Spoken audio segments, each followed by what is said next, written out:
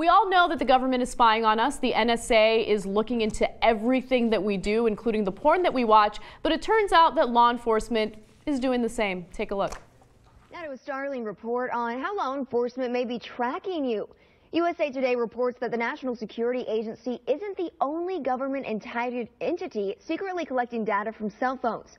Police are using some of the same methods. According to the report, police now have mobile devices that can tap into cell phone data in real time and capture information about thousands of cell phone users at once. That report is based on records from more than 125 police agencies across the U.S.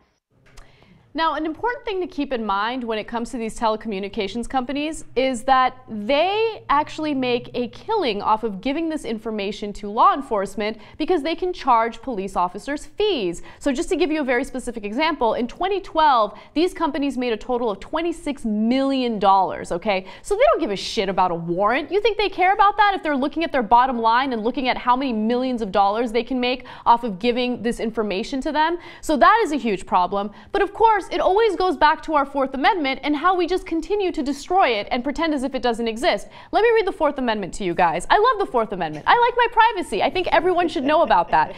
It's the right of the people to be secure in their persons, houses, papers, and effects against unreasonable searches and seizures shall not be violated, and no warrant shall issue but upon probable cause, supported by oath or affirmation, and particularly describing the place to be searched and the persons or things to be seized. Why have we forgotten about that, and why is it that law enforcement and the NSA can indiscriminately collect information on us? It drives me absolutely crazy. Let's open it up to the panel. Lee, what do you think?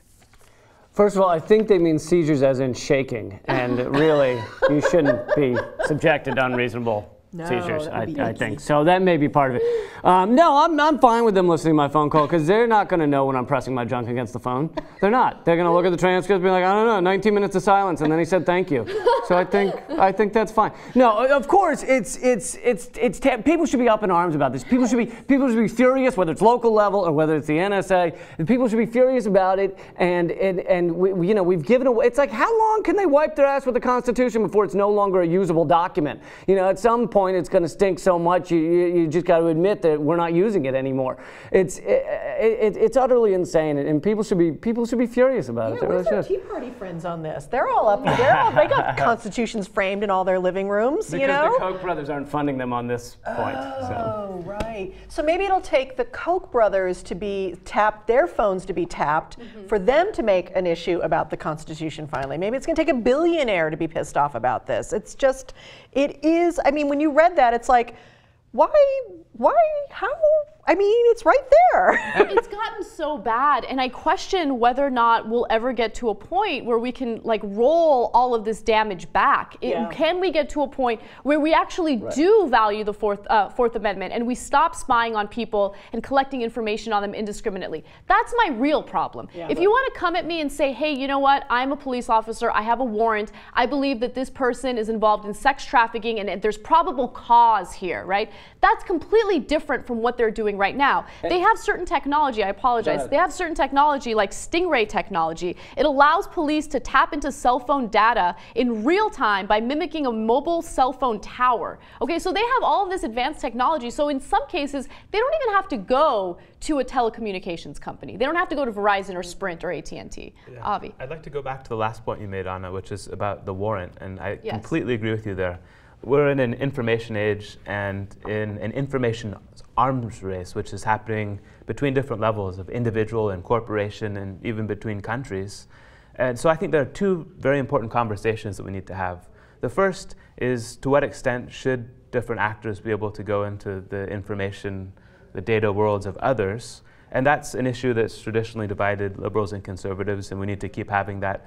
But the second point is one I'd really like to emphasize, which is whatever agreement we eventually come to, for me personally, I think respecting the rule of law and the Constitution and having a process set up so that we're not going around the legal framework and the right way that things should be done to protect and balance individual freedoms against collective interests. That's really crucial. You know, the real problem is we don't have a powerful lobby that is trying to contain, or not contain, but to support and maintain our Fourth Amendment. So just an example, when it comes to the Second Amendment, if you ever talk about common sense gun regulation, I'm not even talking about banning guns. I'm against banning guns. But I'm talking about, hey, why don't we limit the amount of magazines people can buy? How about something like that, right?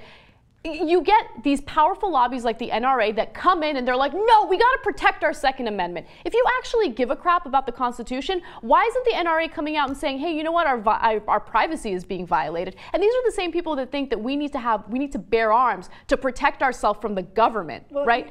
Why don't we protect ourselves from the government in this case? You know what, it's so interesting because I was just thinking about like the cultural conversation around privacy, you know, and it, you know, I think about like the late 70s when Phil Donahue started having confessional television, and we've become a confessional society, so there really is no privacy. I have a solo show, I go on, I tell about my life, you know, there's reality shows, there's tell-alls, there's Oprah Winfrey, we're tweeting that, you know, we're peeing right now, you know, I mean, all of that's going on. So I retweeted that. Thank you.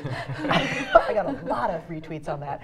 And so I think our own personal relationship with privacy is changing, and we're not really understanding the importance of this law and order aspect to it, and that we're giving people who have power to put you in a small hole in the ground for the rest of your life if they really want to. If they decide they can twist who you are, we're not getting that yet in this culture, because right now we're all about sharing it. So I think there's going to be some backlash possibly around this culturally. And I think a lot of people on the left seem okay with it right now because Obama's in office. Yes. And you're like, look, let's pretend, just for the sake of argument, that he's a fucking saint, all right? What happens when the next guy, when the tyrant does get into office, and he's got the largest surveillance infrastructure ever created for mankind, just at a dictator's toolkit, ready to be used? I mean, doesn't that frighten anyone? I guess it doesn't. I mean, you don't see very much pushback against these types of policies, and it worries me, because the issue at hand is our democratic process. And I always make this argument, but it's true. I mean, in order for a democracy to work, you have to have political activism.